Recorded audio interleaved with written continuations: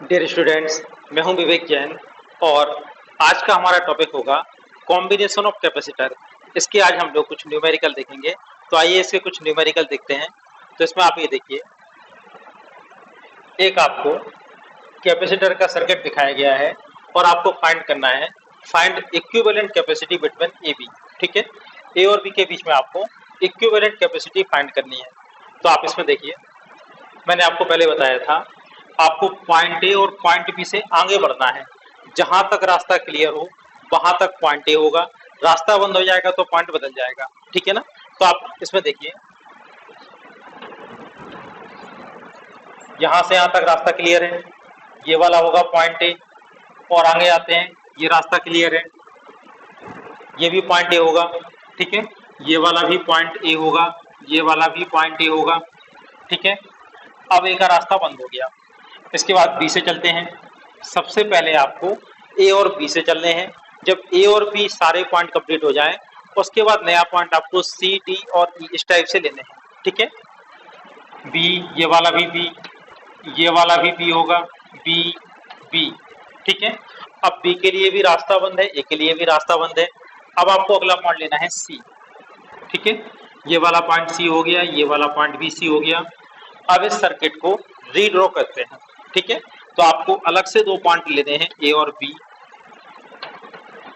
ठीक है, और बीच में कोई एक पॉइंट लेना है सी। हाँ, अब ये 2 माइक्रोफैरड कहाँ पर है, ए और सी के बीच में कनेक्टेड है। तो आप ये ए और सी के बीच में 2 कनेक्ट कर देंगे। जो कनेक्ट हो गया उसको राइट लगाते जाइए जिससे वो रिपीट ना हो। ठीक है, बी और सी के बीच में है 2, बी और सी के बीच में है 2। इसके बाद ए और सी के बीच में फिर से है 2।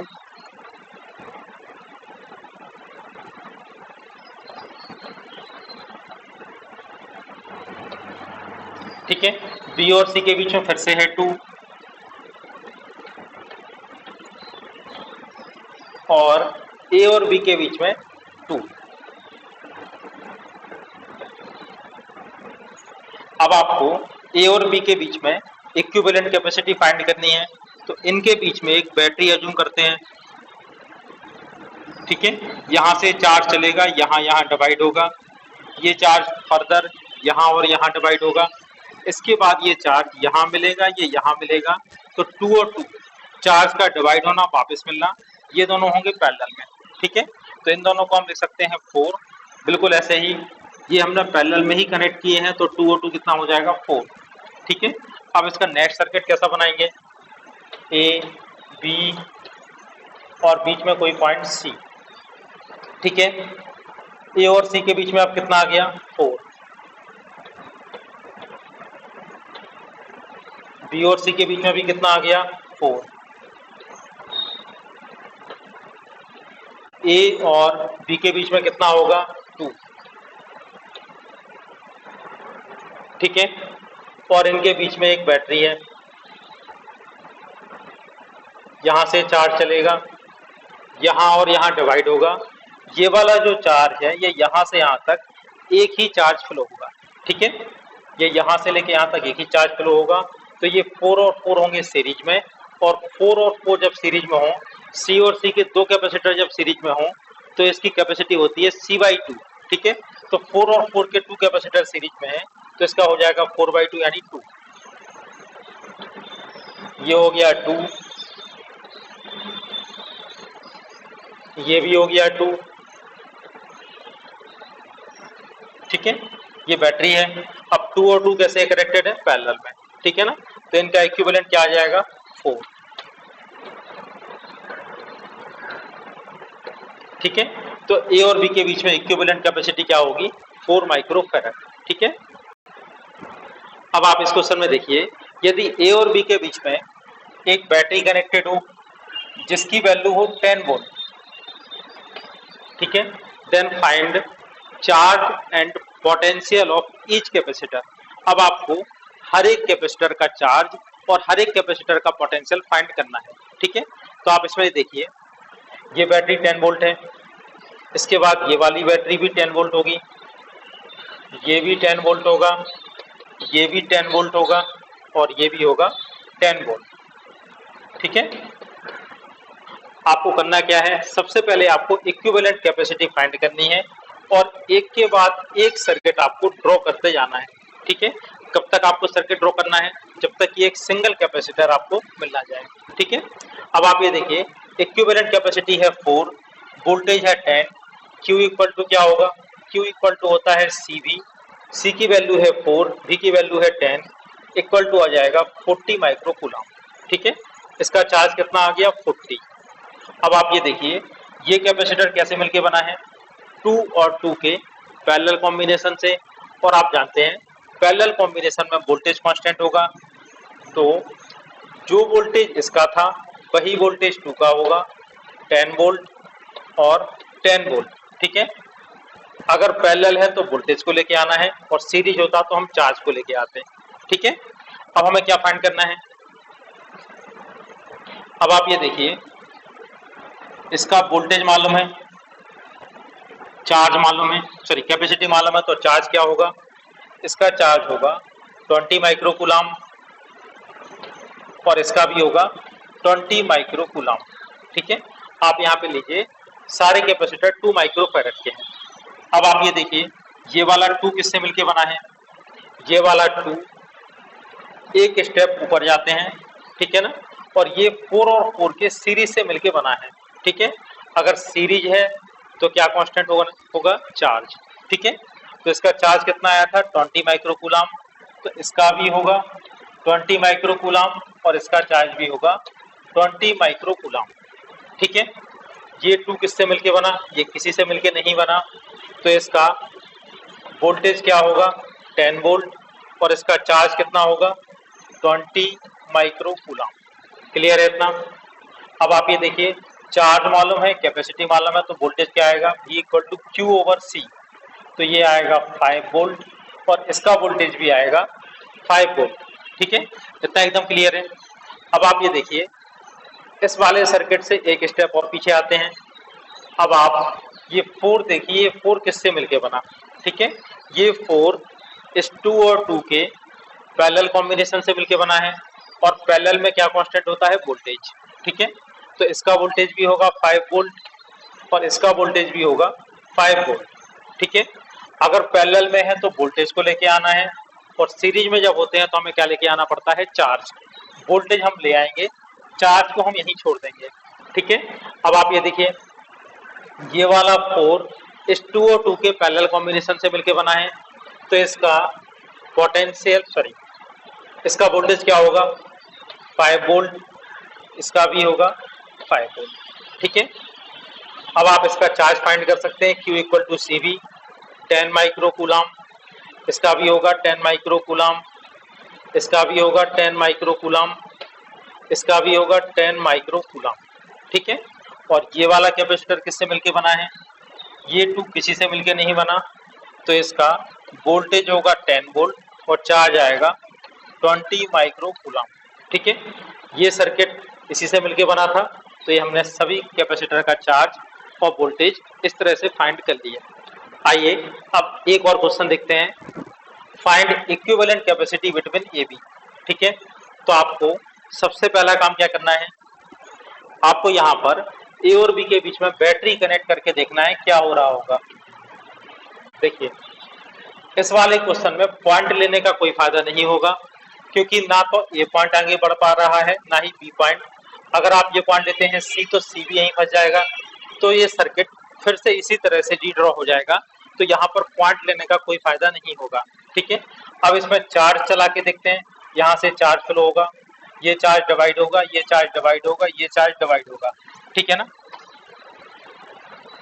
अब आप ये देखिए यहाँ पर 3 और ये वाला 3, अगर चार्ज यहाँ से जाएगा तो चार्ज को वापस आने की कोई जगह नहीं है, तो चार्ज तब तक इसी कैपेसिटर में नहीं आता है जब तक वो लौट के ना पाए। ठीक है, तो इस वाले कैपेसिटर में भी चार्ज नहीं जाएगा, यहाँ पर भी कोई चार्ज नहीं जाएगा, तो ये दोनों किसी भी यूज के नहीं होंगे, इनको हम हटा सकते हैं। ठीक है, अब आप इसमें देखिए यहाँ तक जो चार्ज आएगा ये चार्ज यहाँ से वापस जाएगा। ठीक है, तो यही चार्ज इस वाले 3 में जाएगा, यही चार्ज इसमें जाएगा, यही चार्ज इसमें जाएगा, तो ये 3 3 और 3 ये आपस में कैसे होंगे, सीरीज में, ठीक है। और इन तीनों का कॉम्बिनेशन क्या होगा, सीरीज कॉम्बिनेशन 3/3 इक्वल टू 1, ठीक है। तो आप इन तीनों को हटा के, ये ध्यान से देखना वरना गायब हो जाएगा, ठीक है। तो आप इन तीनों को हटा के क्या लगाएंगे, इन तीनों की जगह लगा देंगे 1 माइक्रोफैराड, ठीक है। इन तीनों को हटा के आपने लगा दिया 1।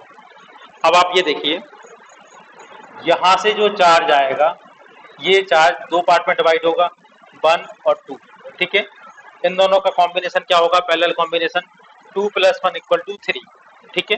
तो आप इन दोनों को हटा के इनकी जगह क्या लगा देंगे, 3,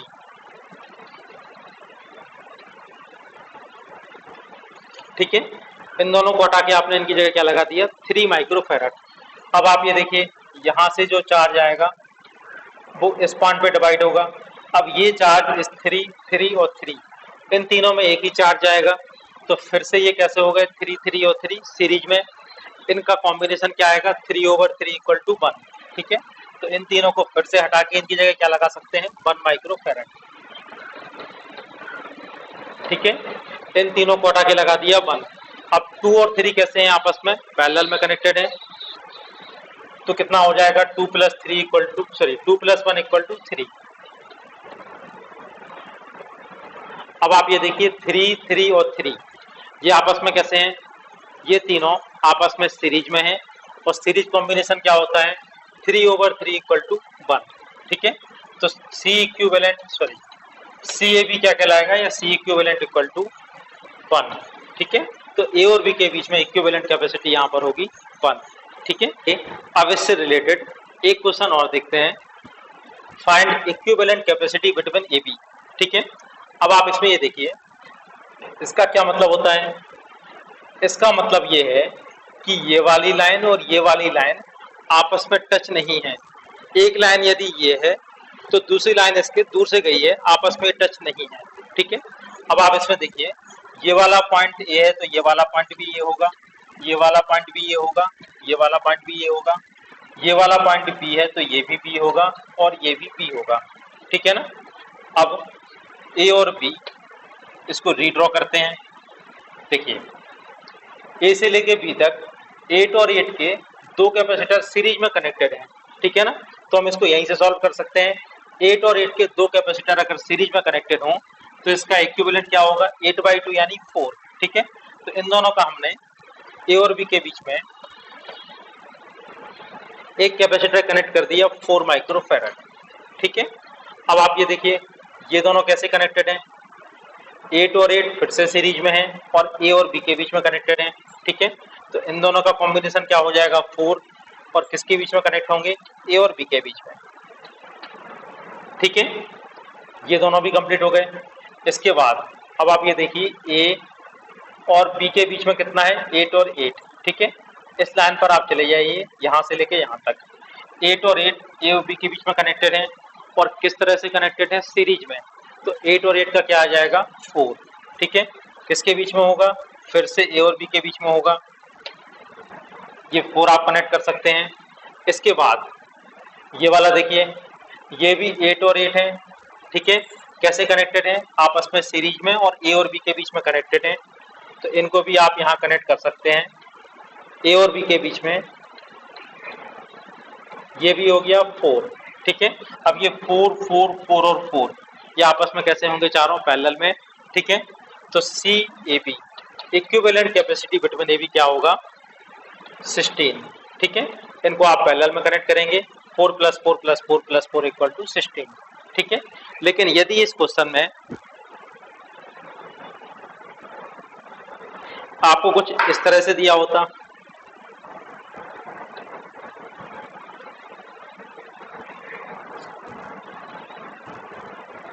ठीक है। एक होता है इस तरह का इंटरफेस, दूसरा होता है इस तरह से, ठीक है। इसका मतलब है दोनों वायर आपस में कनेक्टेड हैं, और इसका मतलब है एक वायर के ऊपर से दूसरा वायर गया है, ठीक है। अब आप इसमें देखिए, आपको इस वाले सर्किट में ए और बी के बीच में इक्विवेलेंट कैपेसिटी फाइंड करनी है, ठीक है। अब इसका क्या मतलब हो गया, ये वाला वायर और ये वाले वायर आपस में कनेक्टेड हैं, ठीक है। तो इसको हमें अलग नाम देना पड़ेगा सी। ठीक है, अब आप ये देखिए इस सर्किट को रीड्रॉ करते हैं।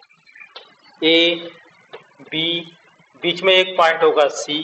ठीक है, ए और बी के बीच में 8 और 8 ये सीरीज में है। ठीक है, इनका इक्विवेलेंट कितना होगा 4। तो ए और बी के बीच में आप कनेक्ट कर सकते हैं 4। ठीक है, ये वाले ए और बी 8 और 8 ये भी आपस में सीरीज में कनेक्टेड हैं। इनका इक्विवेलेंट क्या होगा 4।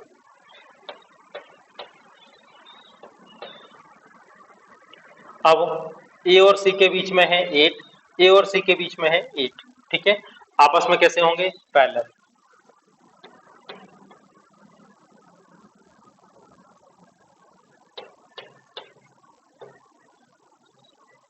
बी और सी के बीच में है 8, बी और सी के बीच में है 8, ये दोनों भी आपस में पैरेलल में होंगे।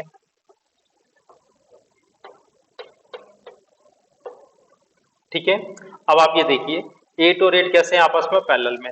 ठीक है, तो इनका इक्विवेलेंट क्या होगा 16। तो इन दोनों को हटा के आप इनकी जगह लगा सकते हैं 16। ये दोनों 8 और 8 भी पैरेलल में कनेक्टेड हैं, इनको भी हटा के आप इनकी जगह लगा सकते हैं 16। ठीक है, अब ये 16 और 16 क्योंकि हमें ए और बी के बीच में इक्विवेलेंट कैपेसिटी फाइंड करनी है, तो इनके बीच में बैटरी कनेक्ट करनी होगी, या ए पॉइंट से चार्ज जाएगा बी पॉइंट से बाहर आएगा। तो ये 16 और 16 आपस में कैसे कनेक्टेड होंगे, ये दोनों होंगे सीरीज में। 16 और 16 का सीरीज कॉम्बिनेशन क्या होगा 8। तो इन दोनों को हटा के इनकी जगह लगा सकते हैं 8। अब 8, 4 और 4 ये तीनों कैसे हैं पैरेलल में। तो equivalent capacity between A B 8 + 4 + 4 = 16 microfarad. ठीक है, ये इसका आंसर होगा।